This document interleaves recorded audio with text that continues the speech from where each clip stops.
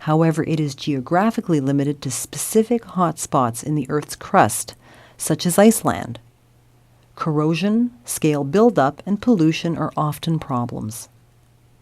The range of area required by hydro to produce electricity varies greatly. This is because of the vast differences in floodplains between hydroelectric projects. In mountainous countries such as Switzerland, Norway, and Canada, floodplains are small and contained by mountain valleys. In relatively low-lying countries such as Thailand and Brazil, floodplains are often much larger. Hydropower exerts a physical and ecological footprint. Objections to building more hydro dams are raised because flooding of land forces people to move from their homes and archaeological sites are destroyed. Downstream, the nature of the river changes, and fish and other species become endangered or extinct as traditional spawning grounds are cut off. Older dams are often removed rather than maintained, thereby restoring the health of the river and opening it again to fish and other water creatures. For comparison, the footprint of coal is shown. Finally, nuclear energy has the smallest footprint except for volcanic geothermal, which, as we have seen, is limited. Today, more than 90% of hydrogen is manufactured from fossil fuels. More than 90% of hydrogen produced today is used as a chemical, where hydrogen is essential to the process. Hydrogen is not a fuel today. It is made from fuel. More than 1/2 of all hydrogen is manufactured from natural gas, which requires 1.5 units of natural gas energy for each unit of hydrogen energy produced.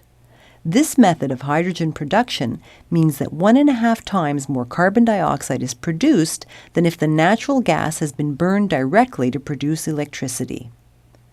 Therefore, hydrogen made from fossil fuels adds to carbon dioxide emissions and reduces fossil fuel reserves, especially if the natural gas could have been used directly for the same purpose.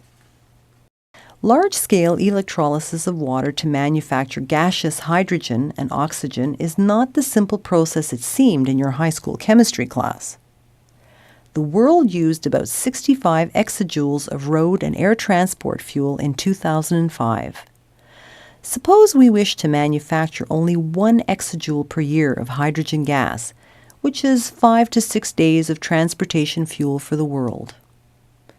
The electrochemical plant itself housing the electrolyzer cells would be truly massive, over the size of 500 football fields. Average water consumption would be 217 million liters of water per day, the daily consumption of a city the size of Tucson, Arizona.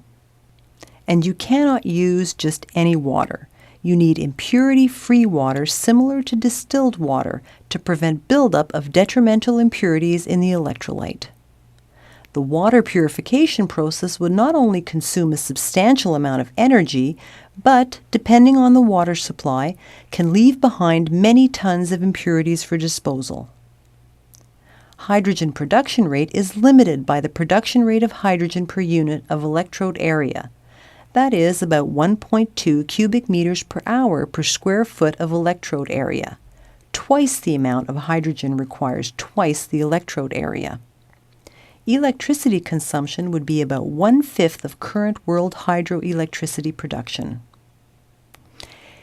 8 kilograms of oxygen would be produced for each kilogram of hydrogen, or about 7,000 tons every hour, 24 hours a day. Oxygen is a hazardous material. Oxygen concentration in the atmosphere is 20.8%. If a jacket sleeve were to catch fire, there would be time to jump up and put it out. If the concentration of oxygen were 5 percentage points higher, a total of 25.8%, the whole sleeve would be on fire before anyone could move. To be safe, the oxygen must be diluted in air to a safe level of 23.5% or less before it leaves the production facilities. On average, this requires the amount of air that would be in a line of Goodyear blimps, like the Spirit of Akron, nose to tail 1,500 kilometers long every hour. This analysis is for hydrogen gas production only. It does not include energy or facilities for liquefaction of hydrogen, or for other means of storing hydrogen on a vehicle. We can get a good perspective on what it takes to power the world's road and air transport by estimating what it would take to replace the roughly 65 exajoules of oil used for this purpose in 2005. To replace this would require about 65 exajoules of hydrogen, depending on how it is used. If the hydrogen were made by electrolysis of water, the 65 exajoules would require the continuous output of electricity from about 3,000 electricity generating stations of 1,000 megawatts capacity. These could be powered by fossil fuels, hydro, or nuclear. Total installed capacity would be about 3 million megawatts. Electricity production would approach twice the total current world electricity consumption. If the electricity supply for the electrolysis process is from wind, which is intermittent and has a capacity factor of about 35%, then the necessary installed capacity is increased by a factor of 3 to 9 million megawatts. Also, because electricity is delivered only an average of 35% of the time, 3 times as many electrolyzers are required for the same output as for continuous electricity. The land required for windmills would be about 1,200,000 square kilometers, or about 20% smaller than Alaska or 20% larger than Ontario. There is just not that amount of good wind resource near where people live. The average capacity factor for solar in a high solar area is about 25%. Thus, solar electricity installed capacity would be 4 times that of continuous electricity, or 12 million megawatts. And the electrolysis plant would be 4 times as large as for continuous electricity. The area required in a good solar area would be about 130,000 square kilometers, or the size of New York State or Greece. Although wind and solar electricity may be viable for production of hydrogen in small niche applications, both are just not viable for the large-scale production of hydrogen required to power the world's road and air transport. The hydrogen economy is not going to arrive until there is a large source of energy from which to manufacture the hydrogen. The most important and biggest single problem affecting society when oil is no longer affordable is the supply of fuel for road and air transport. The best transportation fuels are liquids derived from oil and have high energy to volume ratios, such as gasoline and diesel fuel. Uranium has a major advantage over petroleum-based fuels in some applications. For example, for the same range, aircraft carriers require very much less weight and volume of fuel, and range is more easily extended. Uranium is not a fuel for vehicles like cars, trucks, or airplanes because the weight of shielding to protect the occupants from ionizing radiation is prohibitive. Batteries are heavy, recharge is slow, the rate of using electricity from the battery is low, and the power-to-weight ratio is low. In fact, electric cars have been around since the 1800s and were looked upon favorably as they took horses off the street, as well as the 1,200 tons of manure they produced each day in New York City alone.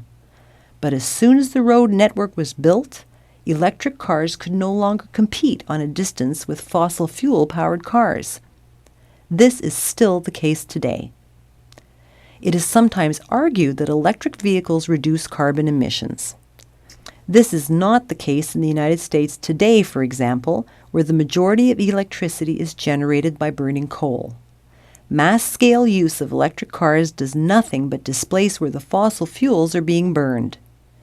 It can be argued that electric vehicles may solve air pollution problems in cities, but not that they will solve total greenhouse gas emissions. Hydrogen gas has higher energy per unit of weight than gasoline, but it is difficult to store on a vehicle. Hydrogen is liquid only at minus 253 degrees Celsius. Even with good insulation, hydrogen gas is continuously vented. You have seen this venting when watching the space shuttle on its launching pad before takeoff. The liquefaction process takes lots of energy because it has to cool the hydrogen to such a low temperature. In fact, this takes up to 25% of the energy in the original hydrogen. The characteristics of hydrogen are such that it cannot be kept as a liquid just by pressure, such as propane. As liquid, it must be kept very cold. The alternative to liquid hydrogen is to store the gas at very high pressure, about 9,000 pounds per square inch, at which pressure the energy to volume ratio is about the same as that for liquid hydrogen. Even when hydrogen is liquefied, it has only a quarter of the energy for the same volume of gasoline. In very basic terms, this means a vehicle would need a much larger and special fuel tank or refuel more often. Are you saying that hydrogen is a manufactured fuel, that there is no net energy gain? Exactly. It always requires more energy to make hydrogen than can be recovered when it is burned. Hydrogen is not a source of energy, but is an energy carrier similar to electricity in some ways. Hydrogen has different characteristics than electricity and might eventually provide some solutions to specific energy problems. The main weakness of hydrogen seems to be its unsuitability to power the transportation sector. Is this correct? Yes. Once the supply problem has been resolved, the question of how hydrogen would be used as a road and air transport fuel still has to be resolved. The National Academy of Engineering speaks about hydrogen as a transportation fuel in the following statement: dramatic progress in the development of fuel cells, storage devices, and distribution systems is especially critical. Widespread success is not certain. They suggested this work might take 50 years.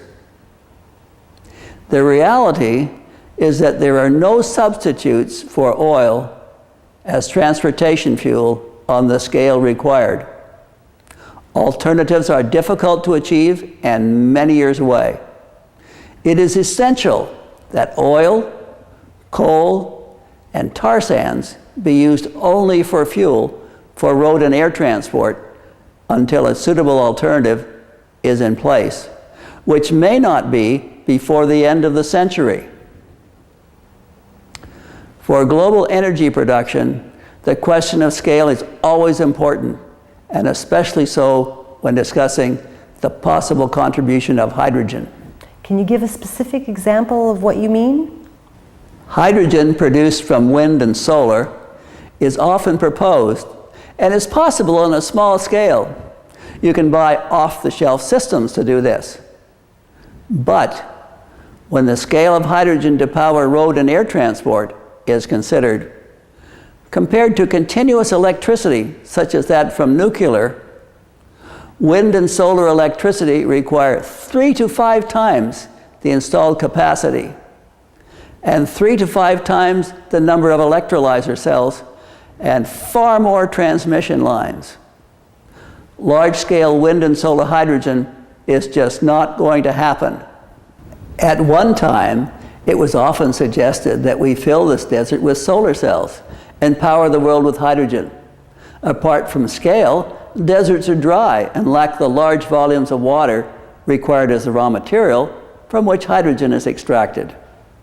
A hydrogen fuel economy is very far away, and the first requirement is to solve the hydrogen supply problem.